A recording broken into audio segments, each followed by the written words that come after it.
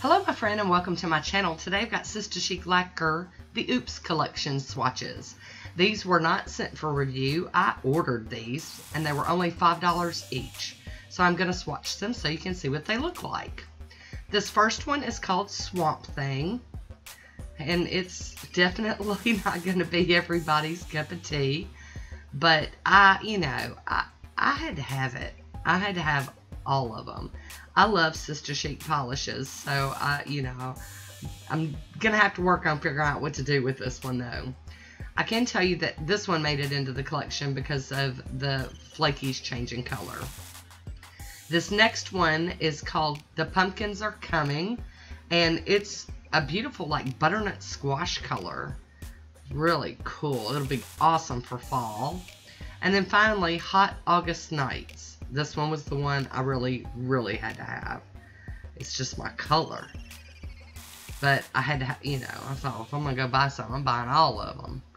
And $5 each for an indie, you just, you can't beat it.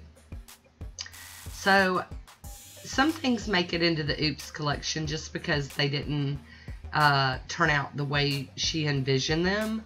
Some of them are due to, like defects from her suppliers, providing things that they say are not going to change color, and they do. So this is a good way to try an indie polish without, breaking the bank. And like the orange one here, it wasn't that there was anything wrong with it. It just didn't fit into any other category or collection. So that's how it made it. So I've got 2 coats of everything on. I'm going to put some Poshe top coat on it. I'm going to do a little nail art over these so you can kind of get an idea of what you could do with them. I will have a link for Sista Chic Lacquer down below. I don't know the availability of any of these. So, there you have it. Now that funky colored one has a shimmer in it that's crazy cool. I just wanted to throw that out there. It's in person, you can see it's so pretty. So I'm just going to do like a little mandala look over on this nail. And I'm going to be honest, I thought these stamping colors would work out really good, and they didn't. So I'm going to end up going back over them after we do these colors. These are from that Sally Hansen Insta-Dry line, and it was just a color coordination issue. I could see it in real life, but on the camera it didn't show it very well. So after I do all of these swatches right here on my nails, I will go over it with something that's a little more defined. I was trying to kind of match up colors, but maybe I should have gone completely off the rails and just did black to begin with.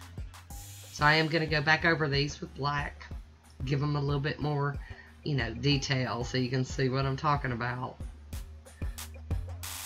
Here we go, lining up and plopping it on there. There we go.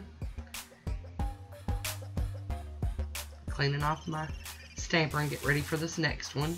I'm not cleaning off the plate till the end. I'll clean it off with pure acetone when I'm completely done. Love that image. That's so pretty. And then now for another one. One more.